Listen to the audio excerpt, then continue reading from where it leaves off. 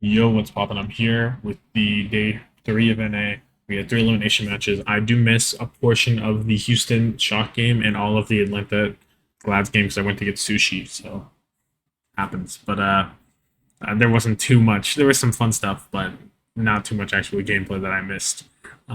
Before I start, give this video a like, subscribe if you enjoy my content, share it around. Maybe if anyone asks you what happened in this game, you can send them the video. I have all the matches timestamped. So yeah, send them over this way and leave a comment down below. I will always look at it. And if you want to, I don't know, ask anything, talk about anything, maybe if you disagree with something I say, express your opinions. So, first match, the Florida Mayhem against the Dallas Fuel. Florida losing to Atlanta and then beating Washington. Dallas beating Toronto and then losing to Glads, making it here. It's a 3-1 victory for Dallas. It's not really close, to be honest with you. They just kind of roll. So, Lijiang Tower, Florida playing Hydron, Checkmate, Someone, Sermage, and Animo. Dallas playing Edison, Sparkle, Hanbin, Felicio. Control Niners, 133 victory for Dallas. Florida playing the Cassidy, May, Ryan, Bap, Lucio, and Dallas playing Reaper, Genji, Zarya, Ana, Lucio. Exactly what we expect from Dallas, and Florida trying to counter it. Honestly, Florida looked pretty bad on this composition. There's times where the team just leaves someone and the Dallas just run on him and kill him because his team's not with them. There are times where no, that's really the main thing. They're just not executing the comp well, and they're not all moving, not even moving together because you don't have to necessarily do that, but you have to move in a way that lets you support each other at least, and they're just not doing it. Dallas just beats them, and they try to do it again on control or on the first one was control center. The second one was garden. The second one was garden, and Dallas 100 owe them here, and it's just not even close really. Florida look like they have no clue what they're really trying to do on the composition. They don't know the goals. They just know, oh, Ryan is supposed to beat Zarya, so we're gonna play it. Checkmate is also getting 0 value on his May. There's no good walls. He's not sniping anyone. It's really just a useless pick. Go Reaper at this point if you don't know how to play it. Because we see Gladiators get huge value out of May with big walls every fight. But Checkmate May, they're not setting him up for it. He's not finding anything.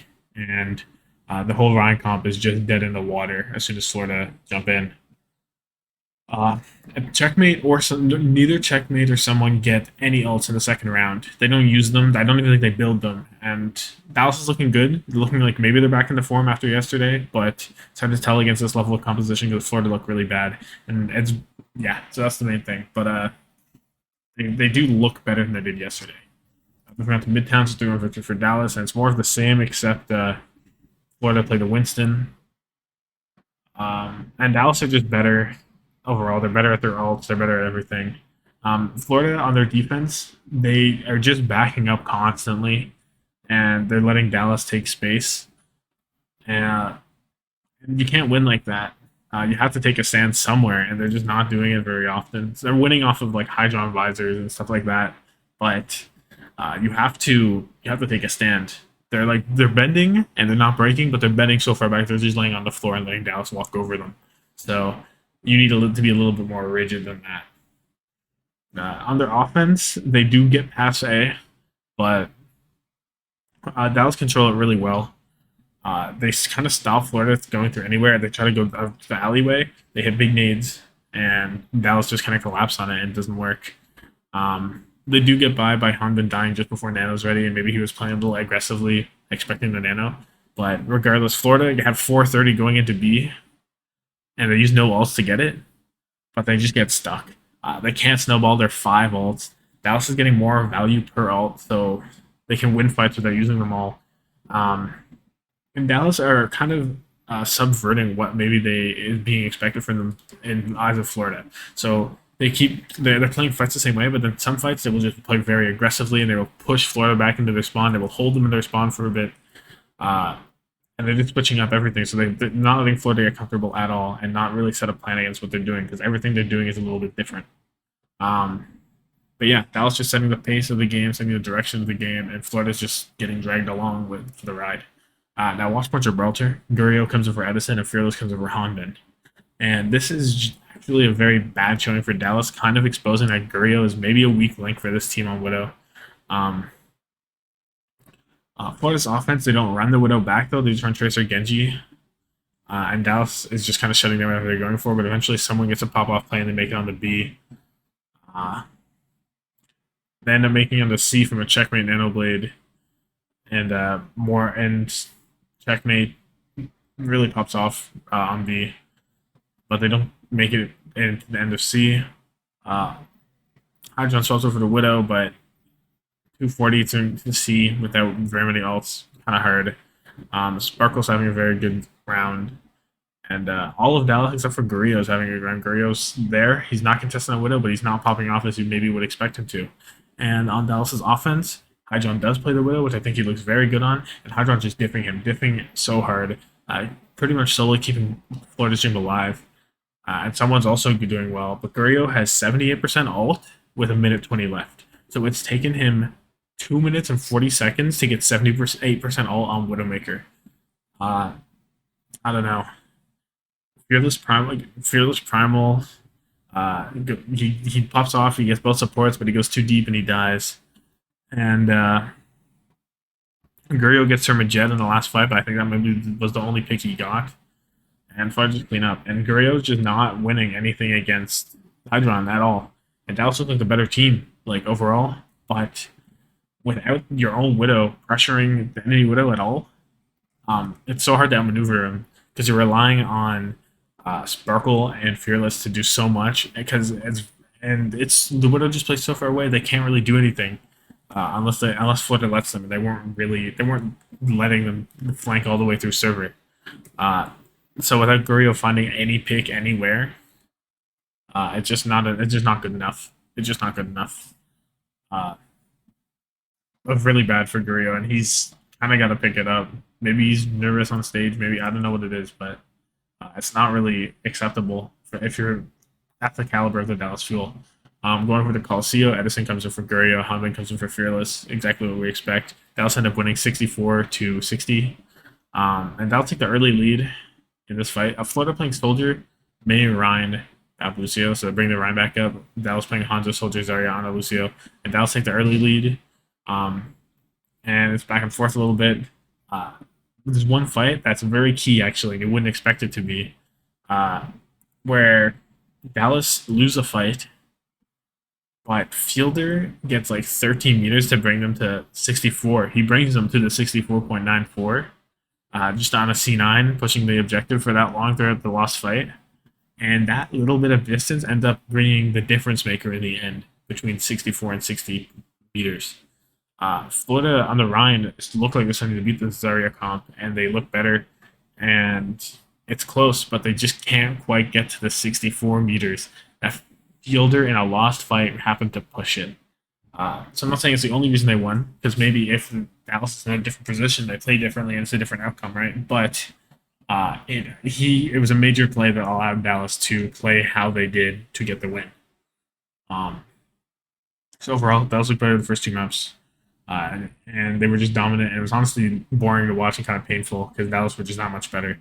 But Hydron put on a clinic on Gurriel and Jib, and definitely is a concern and maybe a weakness. Because people say, oh, their Winston comp is weak, or the Jib is weak. I think it's not because of Fearless. Fearless was playing well.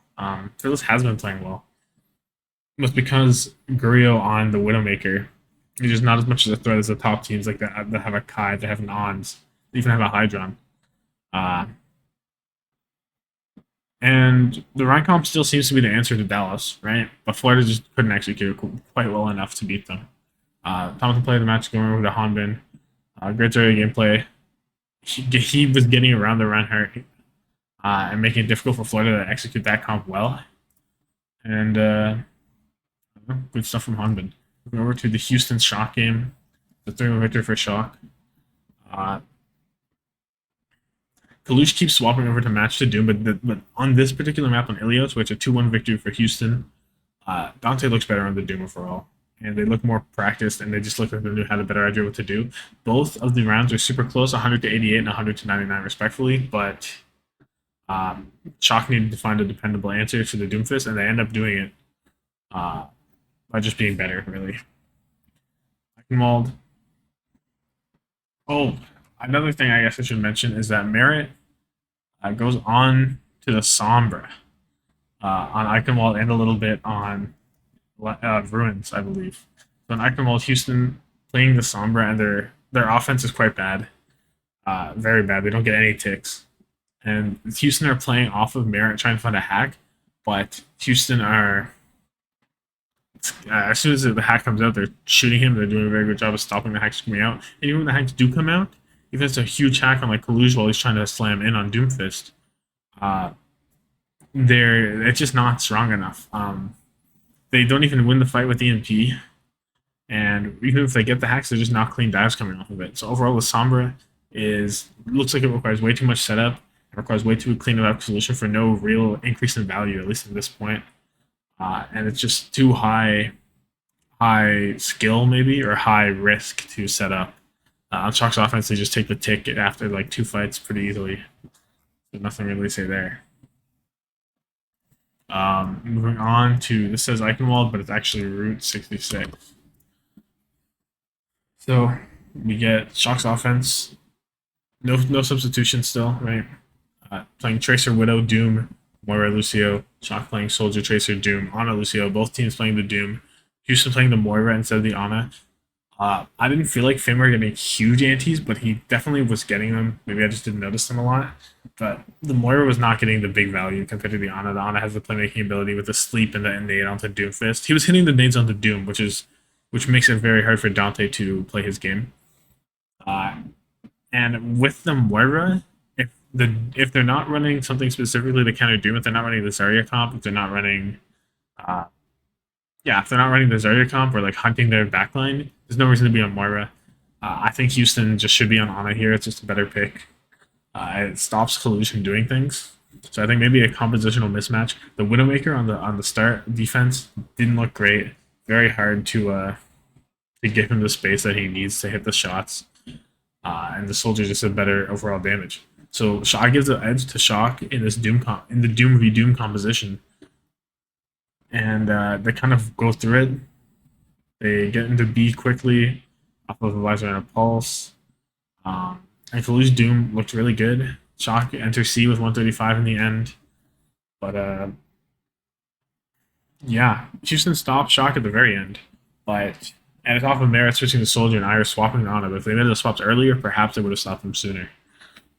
For the Houston's offense, I went to eat sushi midway through this map, so I could not tell you what happened for some of it. But I expect more of the same. From what I saw, last year was Ajax at one point.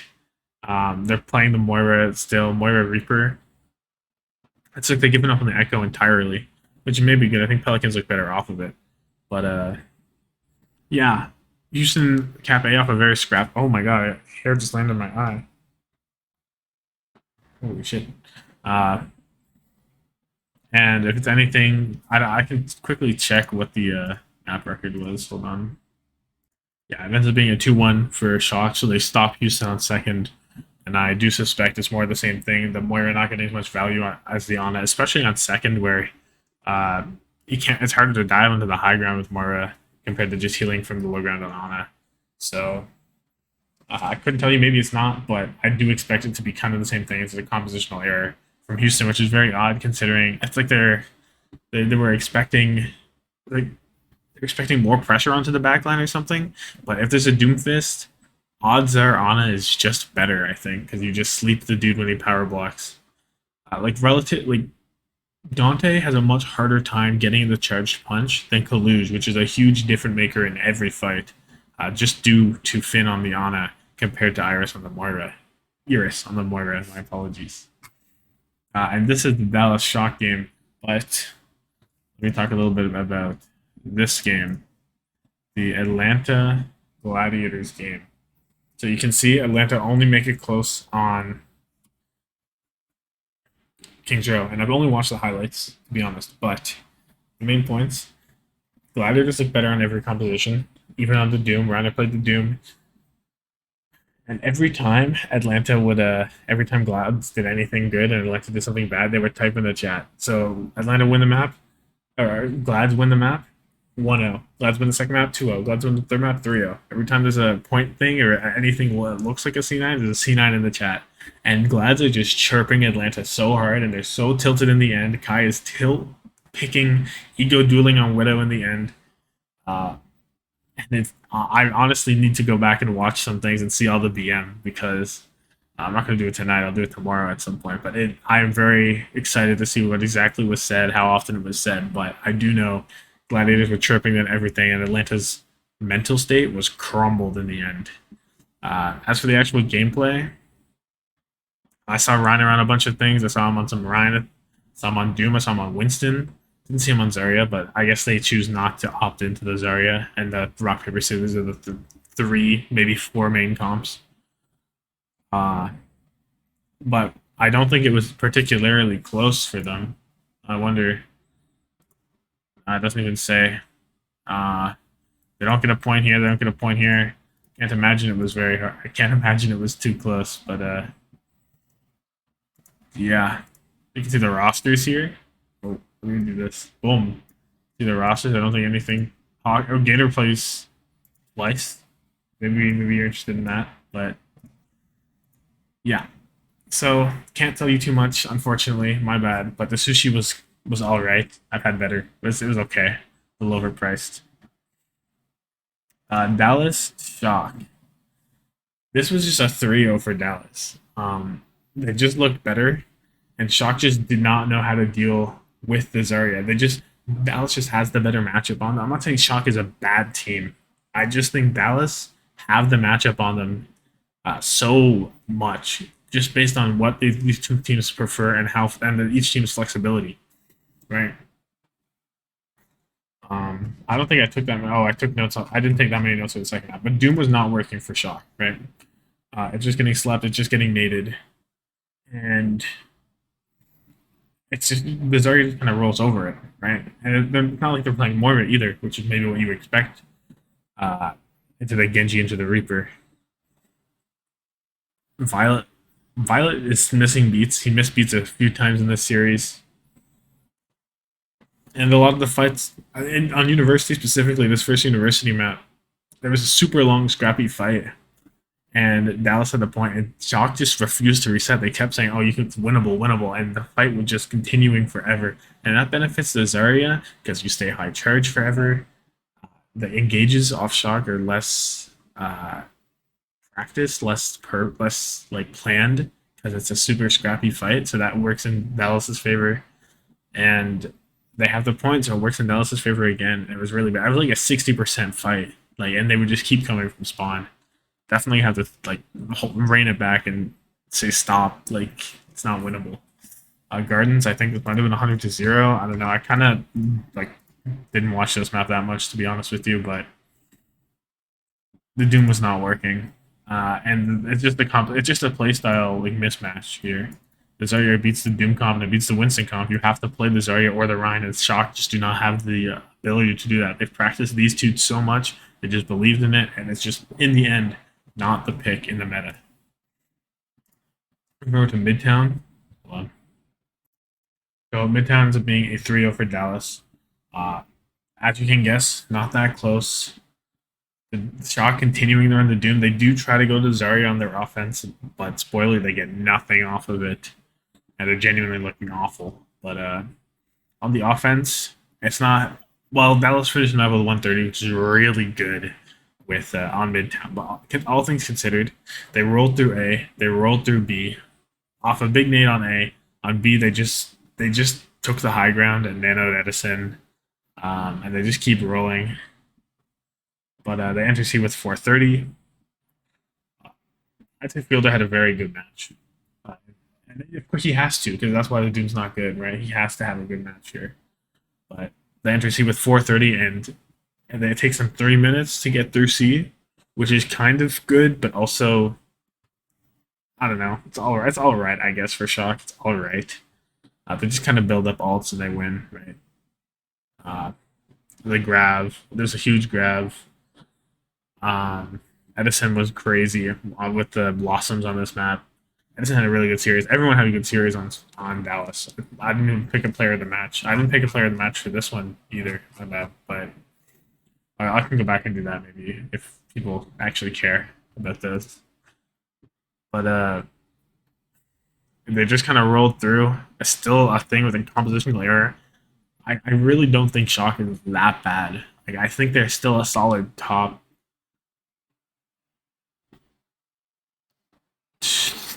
four team. Atlanta has to be in that conversation now. So I'd say they're a top four team, but their inflexibility and maybe they didn't believe that the Zarya comp was strong enough or something. I don't know. But Shock on their offense, their Zarya comp, they don't know where they're going. They try to walk up the alley field. They hit a fat nade. Kalush, it looks like they should have won a fight, but after all the trades came out, it's like a 2v2, and Edison just lives and kills them. Hanbin and Kalush are alive against Edison and another DPS, and Hanbin and Kalush end up trading, and Edison just lives, and he basically clutches up, doesn't let Shock even a tick. And they needed to find an answer to the Zarya comp if they wanted any chance of getting back in the series. They had to get creative, and they go to Circuit Royale, so they say, okay, not going to have to deal with the Zarya, and they still lose. It ends up being a 2-1 for Dallas, so they do get a point. But yeah, Dallas end up holding, or getting hell at the end of B. So a pretty good push, right? Considering if you get past first, it's good, and they make it past first kind of easily because they get a big flux. And Shock don't even play that first corner at all, and they give them that entire thing, no poking, no anything. They just let them roll through, which isn't that bad. I think it's okay because you don't give Dallas any ults. You don't build them yourselves, but Dallas needs the ults more than you do to get through. So I don't hate that, but not the decision most teams make. It doesn't take Dallas that long to get through A, and they end up holding it on B. But at this point, there's a chance that Shock could take this map, and I didn't write anything down. My bad, I was just watching, I guess. But they end up getting the map. I assume they get it through some sort of some ticks or some fluxes or whatever. But in the end, they don't make it. I thought it was winnable after watching, but they come up short. Dallas just better. The player of the match for me, I'm giving it to Fielder. I think shutting down the Doomfist comp so crazy. It's got to be Fielder. Kalush could not play the game as much as he wanted, for sure. Let's do a player of the game for Glad's. For Glad's Atlanta, I'm giving it to Hunter. He's not a player, don't care. I'm giving it to Hunter for being the GOAT. Hunter and Runner on the same team definitely brings that energy of BMing Atlanta for sure. And you love to see it. For Outlaws Shock, I'll give it to Proper. He really clutched up heavy on the Coliseum. It was very close. Could have went either way. Houston looked like they were going to win it in the end, right? Got to be Proper. We're clutching up. And Florida Mayhem Dallas, I think I already said, right? That it was, I didn't say. It's for me, it is Sparkle, I think. Oh no, did I say Hanbin? I said Hanbin. My apologies. Yeah, I said Hanbin right here. My bad. So that's for me. Sorry that maybe the review is not as good as it normally is because I didn't take up any notes, but the games were pretty one-sided today, maybe a little bit more than people expected, and it's kind of weird as the further you get into the bracket, I guess the better teams get better. But yeah, so that's it for me. Hit a like, subscribe. Deuces, have a good one, and goodbye.